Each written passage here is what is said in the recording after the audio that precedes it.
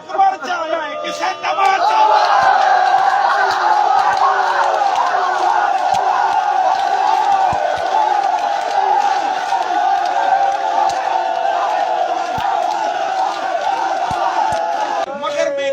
मिसरा पढ़ना है तो रोक के मैंने पता सोझे रोना मैंने है दा मिसरा जरूर पढ़ना है मेरे नो खान अज़ादार हैं तुसी मातमी हो मकामी अली अकबर से रिवायत पहली दफा पढ़ी आई आलिम दीन मुज्तहिद है महदी बहरुल उलूम उना मेरे मौला हुसैन दी जरी ते शहजादा अली अकबर दी शहादत मेरे मौला दी कब्र फट गई आई और रोंदे रोंदे घर आ गए यार उलमा मेरी गवाही दे से शब दा वेला होया रात दा वक्त होया पर नफ्से नफीस अकबर दा बाबा महदी बहरुल उलूम दे दरवाजे ते आया महदी दरवाजा खोलिया सैयद रोंदा नजर आया महदी पहचान लिया जो ज़हरा दलाल है मेरे मौला दे पैरा ते हाथ रखिया सैयदा दे होठ महदी में तना अपना बड़ा दुख महदी गया आंदे दसो मौला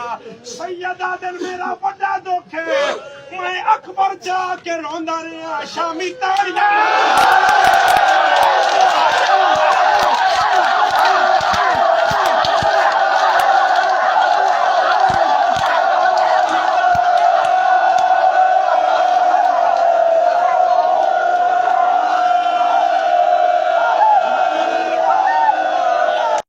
जंजीर नाल मातम करदा है कोई चाकू छुरी खंजर नाल मातम करदा है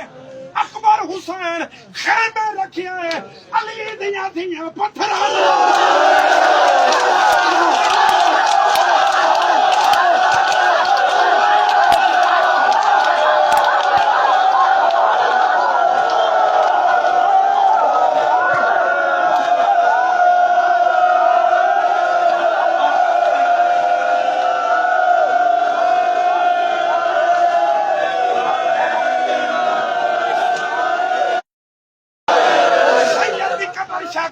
हजूर कमर तई बाहर आया मेरा बेटा क्या होया नाने नहान अल्लाह के दिए नाना आज ख्वाब में